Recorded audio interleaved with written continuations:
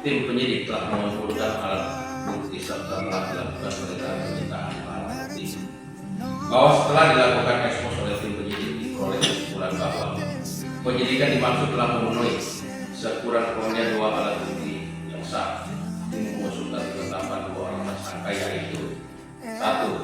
SA, saya ulang, SA selaku Kepala Dinas Pendidikan Kabupaten Langkat tahun 2024 merangkap sebagai PPK kegiatan smartphone. Kedua, Saudara S, Kasih Sarana Prasarana SD pada Dinas Pendidikan Kabupaten Langkat tahun 2024. Bahwa pada tanggal 12 September 2024 tersangka SA selaku Kepala Dinas Pendidikan Kabupaten Langkat tahun 2024 merangkap sebagai pejabat pembuat komitmen atau PPK melakukan pengadaan barang yaitu smartphone sebanyak 312 unit, yang mana untuk SD sebanyak 200 unit dan SMP sebanyak 112 unit dengan besaran anggaran sebesar 49.916 juta rupiah. Bahwa tersangka SA sebelumnya telah menentukan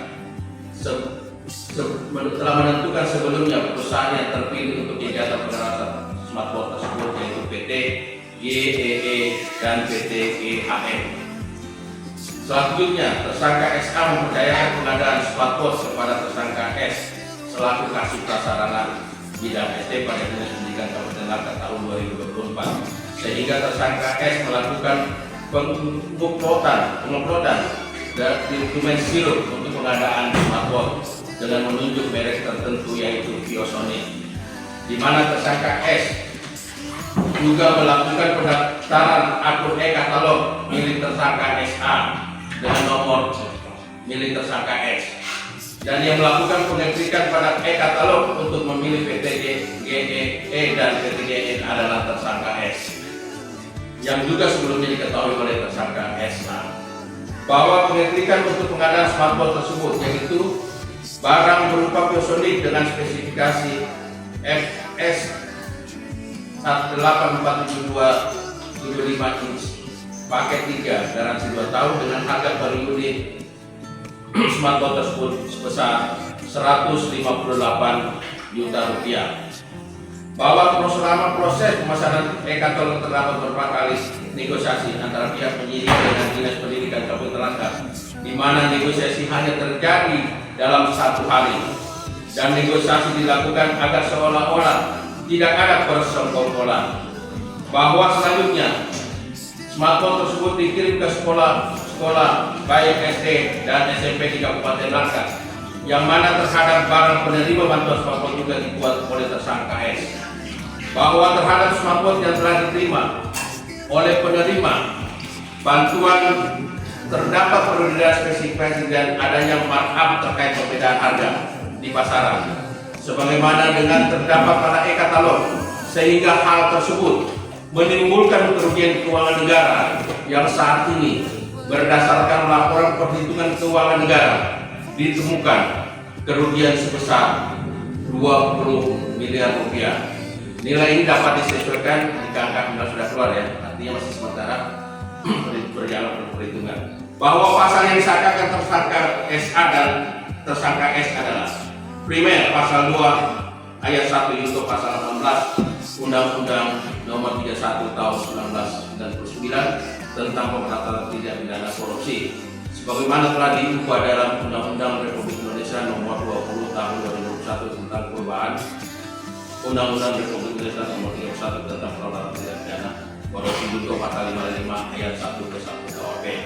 Subsidi pasal 3 junto pasal 18 Undang-Undang Nomor 31 tentang pemberantasan tindak pidana korupsi, sebagaimana dirubah Undang-Undang Nomor 20 tentang perubahan atas Undang-Undang Nomor 31 tindak pidana korupsi junto pasal 5 ayat 1. Bahwa tersangka SA tidak dilakukan penahanan oleh Kejaksaan Negeri Langkat karena saat ini masih berada dalam penahanan perkara lain yang ditahan di Rutan Kelas 1 Medan, dan tersangka S dilakukan penahanan berdasarkan surat perintah penahanan Kepala Kejaksaan Negeri Langkat nomor print 02 garing L.2.25.4 dan FD.1 garing 11 2025 tanggal 26 November 2025 selama 20 hari sejak tanggal 26 November sampai dengan 15 Desember di Rutan Kelas 1 Medan, bahwa penyidikan masih terus dikembangkan dan tidak menutup kemungkinan akan ada tersangka lainnya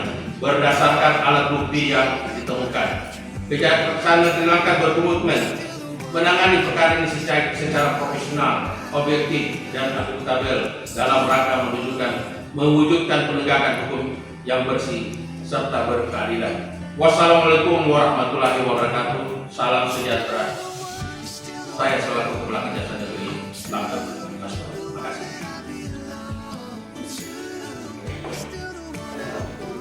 Mau mengenai ada perkara atau bagaimana kemarin sudah beredar sampai ke Jakarta.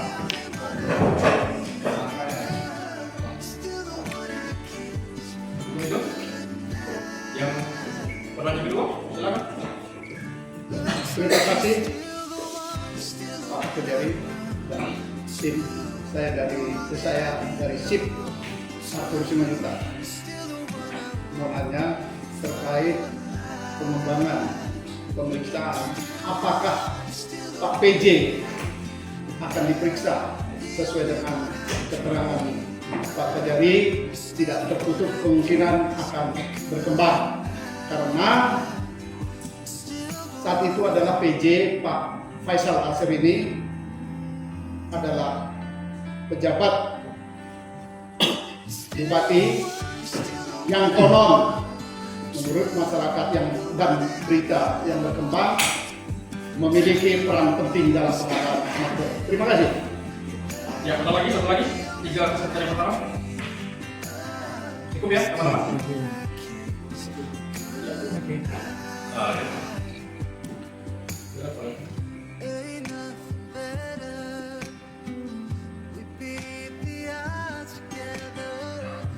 Baik, benar.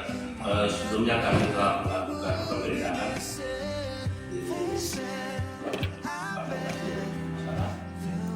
yang dimana pemberitaan tersebut saya pun langsung melakukan pemberitaan di salah satu lokasi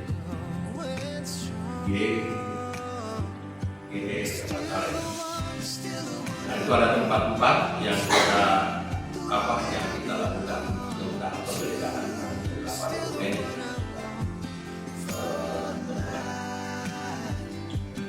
Apa yang saya sampaikan tadi tidak menutup kemungkinan dan kita akan melakukan penetapan tersangka dan penahanan lebih lanjut. Nah, apa yang disampaikan tadi terkait dengan PJ, perlu kami sampaikan bahwa PJ Bupati telah kami panggil secara patut sebanyak 2 kali. Dan untuk panggilan pertama yang bersangkutan menyampaikan surat keterangan sakit. Dan pemanggilan kedua yang bersangkutan tidak datang mengajukan surat melaksanakan tugas kedinasan. Kami selaku penyidik menghormati alasan-alasan tersebut dan penyidik akan segera melakukan kembali untuk melakukan pemeriksaan. Jadi sudah 2 kali kita lakukan pemanggilan. Jadi apa yang dipertanyakan dari teman-teman semuanya, kapan PJ dipanggil, kapan itu sudah lakukan pemanggilan, yang bersangkutan ada kegiatan dan informasinya sakit. Sehingga kita akan melakukan pemanggilan lagi untuk mencari mendapatkan keterangan yang lebih jelas. Oke? Ya. Saya lebih dari aparat yang terkait Bapak ini bukan 2 kali jalan kejaksaan dan karena alasan sesuatu tidak bisa berhalangan. Jadi terkait hal itu, apakah Kejaksaan Negeri Langkat akan melakukan upaya paksa untuk memanggil PJ Bupati karena 2 panggilan sebelumnya tidak hadir? Kita akan melakukan pemanggilan lagi, Pak. Pemanggilan lagi tiga. Nah, nanti kan itu ada keterangan bahwa yang bersangkutan dalam keadaan sakit. Dia bukan menghindar tidak ada informasi, tapi ada informasi yang disampaikan bahwa dia sakit, dan yang kedua ini melaksanakan kegiatan dengan kegiatan yang di luar dari wilayah. Kapan kira-kira bisa ketahui pemanggilan itu? Nanti kami serahkan ke penyidik kapan waktunya di